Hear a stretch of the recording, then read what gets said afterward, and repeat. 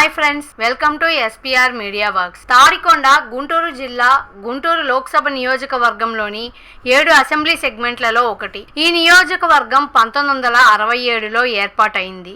2019 నాటికి ఈ నియోజకవర్గంలో మొత్తం 2,65,000 మంది ఓటర్లు ఉన్నారు. గత ఎన్నికలలో వైసీపీ నుండి పోటీ చేసి గెలిచిన ఉండవల్లి శ్రీదేవి ప్రస్తుత నియోజకవర్గం యొక్క సిట్టింగ్ ఎమ్మెల్యే. తాడికొండ అసెంబ్లీ నియోజకవర్గం విషయానికి వస్తే ఇది ఏపీలోని కీలక నియోజకవర్గం. తాడికొండ రాజకీయం కొద్ది కాలంగా హాట్ గా మారింది. ఇరు పార్టీలు తాడో పేడో తేల్చుకోవడానికి సిద్ధపడ్డారు.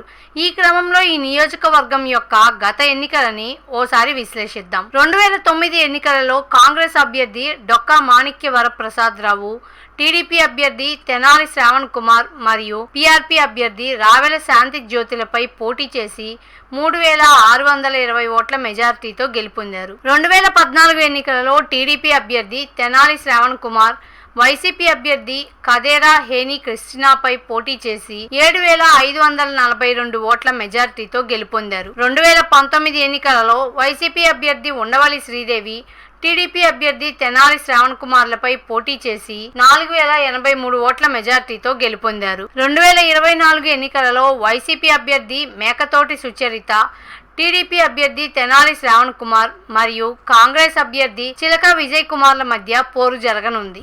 ప్రజాస్వామ్యం వర్ధిల్లాలన్నా, మన జీవితాలు తలరాతలు మారాలన్నా అది కేవలం ఒక్క ఓటుతోనే సాధ్యం. మనం వేసే ఓటు మన భవిష్యత్తును, రాబోయే తరాల మనుగడను నిర్ణయిస్తుంది. అంతేకాదు, మన ఓటుతోనే నవ సమాజం నిర్మితమవుతుంది, ఇంకా దేశ దిశ దశను మారుస్తుంది. ఓటు అనే 2 అక్షరాల పదం దేశ చరిత్రనే మార్చేస్తుంది. కేంద్ర ప్రభుత్వం జనవరి 25ను జాతీయ ఓటర్ల దినోత్సవంగా ప్రకటించింది. కుల, మత, ప్రాంత, లింగ, జాతి, భాష అనే భేదం లేకుండా దేశంలో నివసించే 18 సంవత్సరాలు నిండిన పౌరులు అందరికీ భారత రాజ్యాంగం ఆర్టికల్ 326 ద్వారా ఓటు హక్కును కల్పిస్తుంది. ప్రజాస్వామ్యాన్ని గౌరవించాల్సిన బాధ్యత ప్రతి పౌరుడిపై ఉంది. ప్రజాస్వామ్యానికి ఓటే పునాది. దేశ, రాష్ట్ర భవిష్యత్తును నిర్ణయించేది ఈ ఓటే. అలాంటి ఈ ఓటును డబ్బుకు, మద్యానికి అమ్ముకోకుండా భారత ప్రజాస్వామ్య పరిరక్షణ కోసం ప్రతి ఒక్కరూ